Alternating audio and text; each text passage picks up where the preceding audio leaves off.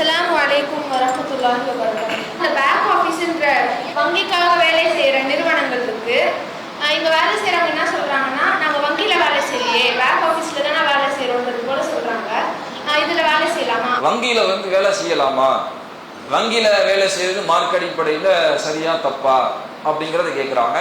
அதோடு சேர்த்து வங்கியில் வட்டி தொடர்பான நேரடி பங்களிப்பாக இருக்கிற நிலையில் நம்ம பங்காற்றாம பேக் ஆஃபீஸ்னு சொல்லக்கூடிய அந்த வங்கிக்கு பின்புலமாக இந்த வங்கி சார்ந்த செயல்பாடுகளில் உறுதுணையாக இருக்கக்கூடிய மற்ற விஷயங்கள்ல அல்லது அந்த மற்ற விஷயங்களை செய்து கொடுக்கக்கூடிய நிறுவனங்கள்ல நம்ம வேலை செஞ்சோம்னா அது மார்க் அடிப்படையில் தப்பா அப்படிங்கிறத கேட்குறாங்க. அல்லாஹ்வுடைய தூதரவங்க சொல்லும் பொழுது வட்டி வாங்குறவங்களையும் வட்டி கொடுக்கிறவங்களையும் அதுக்கு கணக்கு எழுதுறவங்களையும் அதற்கு சாட்சியா இருக்கிறவங்களையும் இவங்க எல்லோரும் பாவத்தில் சமமானவங்க அப்படின்னு அல்லாஹ்வுடைய தூதரவங்க சொல்லிட்டாங்க. வட்டிக்கு வாங்கினாலும் சரி, கொடுத்தாலும் சரி, சாட்சியா இருந்தாலும் சரி, அதை பதிவு செஞ்சாலும் சரி, இந்த வட்டியோடு தொடர்பாகக்கூடிய இந்த விஷயங்களை எல்லாம் யார் செய்வாங்களோ இவங்க எல்லோருமே பாவத்தில் சமம் அல்லாஹ்வுடைய தூதரவங்க சொல்லிட்டாங்க. அப்ப இந்த நிலையில் நேரடியாக நம்ம வங்கியில வேலை செய்ய முடியுமான வேலை செய்ய முடியாது. ஏன்? அங்க வட்டி தானே, முழுக்க வட்டி தான். ஒவ்வொரு டிரான்சாக்ஷன்லையும் வட்டி சம்பந்தப்பட்டு தான் இருக்கு. வட்டி சம்பந்தப்பட்டதாக இருக்கக்கூடிய நிலையில அதுல ஒருபொழுதும் நாம் பங்கெடுத்து விட முடியாது. மார்க்கம் தடுத்திருக்கக்கூடிய ஒரு தொழில்முறை இருக்கும்னா, ஒரு தொழில மார்க்கம் தடுத்திருக்கக்கூடிய ஒரு அம்சம் உள்ள நுழையும்னா அதுல நம்ம எந்த விதத்திலும் பங்காற்றி விடக்கூடாது. இது மார்க்கத்துல தெளிவாக நமக்கு சொல்லப்பட்டிருக்க விஷயம். இப்ப சந்தேகம் என்ன, பேங்க்ல வேலை செய்யக்கூடாதுங்கிறது எல்லாருக்கும் தெளிவா இருக்கு. தெளிவா இருக்கிறதுனால தானே இந்த கேள்வி வருது, பேக் ஆஃபீஸ்ல வேலை செய்யலாமா அப்படிங்கிற கேள்வி. அப்ப பேக் ஆஃபீஸ்ல வேலை செய்யலாமா, அதுல எதுவும் பிரச்சனை இருக்கா அப்படின்னு கேட்டா அது ரெண்டா நம்ம பிரிச்சு பார்க்க வேண்டிய விஷயங்கள். முதல்ல பேக் ஆஃபீஸ்னா என்ன அப்படின்னா, வங்கியை பொறுத்த வரைக்கும் இரண்டு விதமான செயல்பாடுகள் இருக்கும். வங்கிக்கு போவோம், காசாளர் இருப்பாரு, எழுத்தாளர் இருப்பாரு, போவோம், பதிவு செய்வோம், ஸ்லிப்பு கொடுப்போம், அக்கௌண்ட்ல பதிவு பண்ணுவாங்க, டேட்டாவில் ஏறும். இதெல்லாம் ஃப்ரண்ட். ஒரு கஸ்டமராக நம்ம போகும்போது நம்மளை அப்ரோச் பண்றாங்க, நம்முடைய கணக்குகள் கையாளப்படுது, நம்முடைய செக்கு, கேஷ் ஸ்லிப்பு, டெபாசிட் எல்லாம் என்ன செய்து கையாளப்படுது, ஃப்ரண்ட்ல நடக்கிறது. ஃப்ரண்ட் எண்ட்ல நமக்கு நடக்கக்கூடிய விஷயங்கள். இதெல்லாம் செஞ்சு போறதுக்கு சில பின்னாடி ப்ராசஸ்கள் இருக்குல்ல. அக்கௌண்ட்டை எழுதியாச்சு, அந்த அக்கௌண்ட்டை லெட்ஜரா மாத்தியாச்சு, அதை சேஃப்டி பண்ணணும்ல. அதை சேஃப்டி பண்றதுக்கு அந்த புக்குகள், கணக்கு புத்தகங்கள், கணக்கு விவரங்களை எல்லாம் அதை பாதுகாத்து வைக்கிறதுக்குன்னு ஒரு சேஃப் ஹவுஸ் தேவைப்படுதுல, ஒரு ஸ்டோரேஜ் ஹவுஸ் தேவைப்படுதுல, அதை கொண்டு போய் என்ன செய்யறோம், வைக்கிறோம். இதுதான் பேக் ஆஃபீஸ். சரி, இப்போ எல்லாம் டிஜிட்டல் ஆயிடுச்சு. டிஜிட்டல் ஆயிடுச்சுன்னா எங்க கொண்டு போய் புக்கை கொண்டு போய் வைக்க? எல்லாம் டிஜிட்டல் அக்கௌண்ட்டுடைய டேட்டா எல்லாமே வரவு கணக்கு வந்துருச்சு. இதையெல்லாம் என்ன செய்யறோம், கொண்டு போய் ஒரு செர்வர்ல ஸ்டோர் பண்றோம். இப்போ இந்த செர்வர்ல போய் ஸ்டோர் பண்றோம்ல, அந்த ஸ்டோர் பண்ற வேலையை ஒருத்தவங்க செய்யறாங்கல்ல, அதற்கான தொழில ஈடுபடுறாங்கல்ல, இதுதான் பேக் ஆஃபீஸ். சரி, ஸ்டோர் பண்ணியாச்சு. ஸ்டோர் பண்ணதோட முடிஞ்சு போச்சா? எவனும் உள்ள ஹேக் பண்ணி டேட்டாவை திருடிடக்கூடாது. அப்போ அதுக்கு ஒரு செக்யூரிட்டி சிஸ்டம் போடணும். ஒரு சைபர் செக்யூரிட்டி ஏற்படுத்தி அதுக்கு ஒரு ஃபயர்வால் அமைச்சு ஒரு பாதுகாப்பு அம்சத்தை ஏற்படுத்துறதுக்காக வேண்டி ஒரு டீம் ஒர்க் பண்ணுதுல, இதுதான் பேக் ஆஃபீஸ். இவங்க நேரடியாக வங்கியோடு தொடர்பாகலை. வங்கியுடைய அந்த கணக்குகள்லையோ பதிவு செய்யறதுலையோ அந்த டெபாசிட் ஸ்லிப்புகளை கைமாற்றுவதிலையோ அந்த கணக்கு ஓபன் பண்றதுலையோ இதுலையுமே என்ன செய்யலை, பங்காளிகளா இல்லை. அதில் வரக்கூடிய டேட்டாவை கொண்டு போய் செர்வரில் வைக்கிறாங்க, அல்லது புத்தகமா இருந்தால் லெட்ஜரா இருந்தால் கொண்டு போய் ஸ்டோர் ரூம்ல சேஃப் ஹவுஸ்ல வைக்கிறாங்க. அதை மேனேஜ் பண்றதுக்குன்னு ஒரு டீம் இருக்கு, செர்வரை மேனேஜ் பண்றதுக்குன்னு ஒரு டீம் இருக்கு, அது மாதிரி அதுக்கு செக்யூரிட்டி போட்டு தர்றதுக்குன்னு ஒரு டீம் இருக்கு. இப்படி ஒரு டீம் தனியா இருந்து செயல்படுதுன்னா இதுதான் பேக் ஆஃபீஸ். இந்த பேக் ஆஃபீஸ் கூடுமா கூடாதா அப்படின்னா இதை ரெண்டா நம்ம பிரிச்சு பார்க்க வேண்டியது இருக்கு.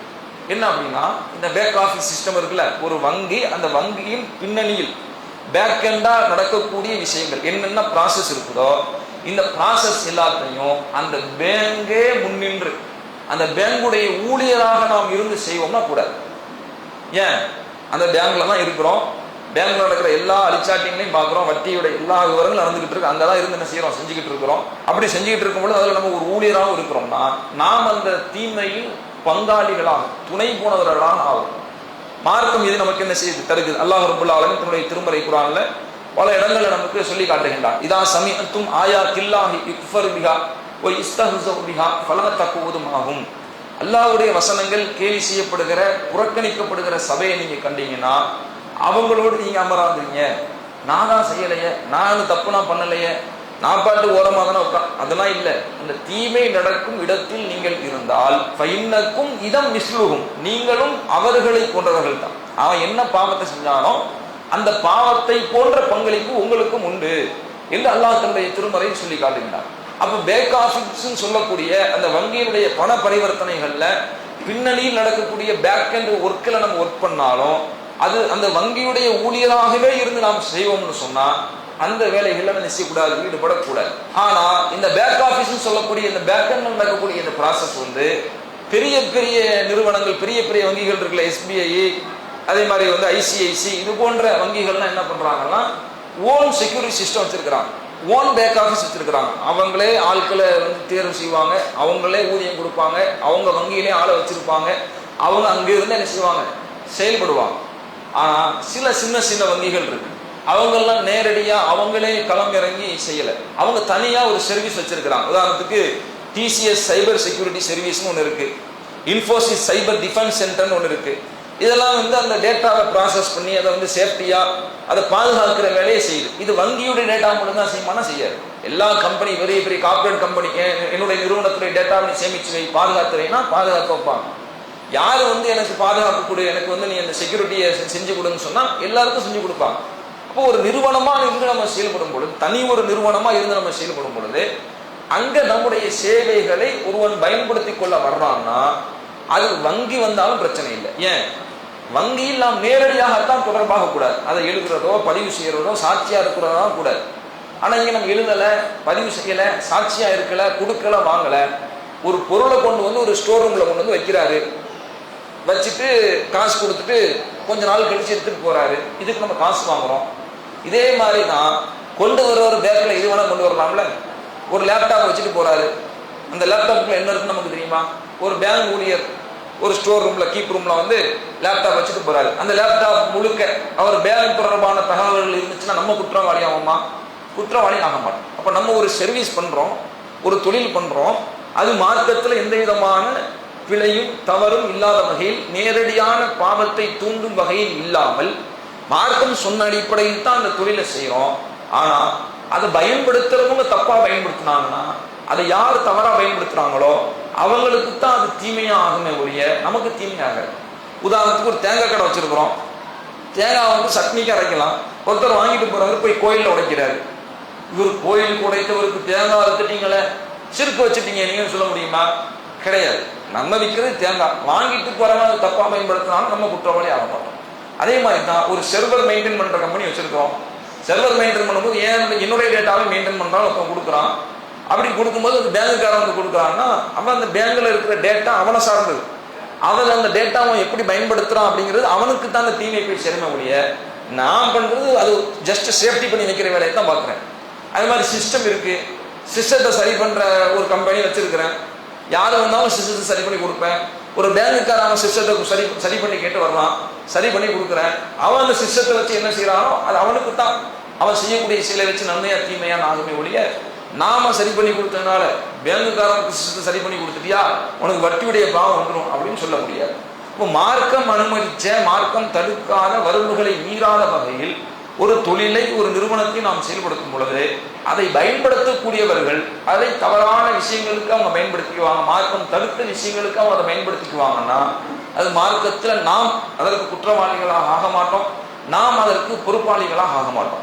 அப்ப இந்த பேக் ஆஃபீஸை பொறுத்த வரைக்கும் அந்த வங்கியே ஊழியர்களை நியமிச்சு அந்த பேங்க்ல ஒரு ஊழியர் ஆக்கி அந்த வங்கியோட உங்களை தொடர்பு படுத்தி அப்படி ஒரு பேக் ஆஃபீஸ் வச்சு நடத்தும், அதுல போய் ஒருத்தவங்க வேலை செய்வாங்கன்னா அது கூடாது. தனியா ஒரு நிறுவனம், அது பொதுவா செயல்படக்கூடிய நிறுவனம், அந்த நிறுவனம் வந்து எல்லாரும் இந்த கம்பெனிக்கு வேணுமா என்ன செய்யும், சர்வீஸ் பண்ணி கொடுக்கும். அப்ப அதுல ஒரு பேங்க் கம்பெனிக்காரங்க என்ன செய்யலாம், சர்வீஸ் பண்ணி தாங்க அப்படின்னு கேட்கிறாங்க. அப்ப அந்த கம்பெனியில் நம்ம ஒர்க் பண்றதுல நம்ம நேரடியா தொடர்பாகாத காரணத்தினால் நாம் அதில் குற்றவாளி ஆக மாட்டோம். அப்ப அந்த பேக் ஆஃபீஸ் சிஸ்டத்தை பொறுத்த வரைக்கும், பேக் பேங்க்ல நம்ம செயல்படுவதை பொறுத்த வரைக்கும் எந்த விதத்தில் இருக்கு, நேரடியா வங்கியோட தொடர்பானாலும் கூடாது, தனி நிறுவனமாக இருந்து அப்ப அதில் நம்ம செயல்பட்டோம்னா மார்க் அடிப்படையில் இல்லை, பிரச்சனை இல்லை அப்படிங்கிறது இதுக்கு பதிலாக சொல்லுவோம். அல்லாஹு அக்பர், அல்லாஹு அக்பர்.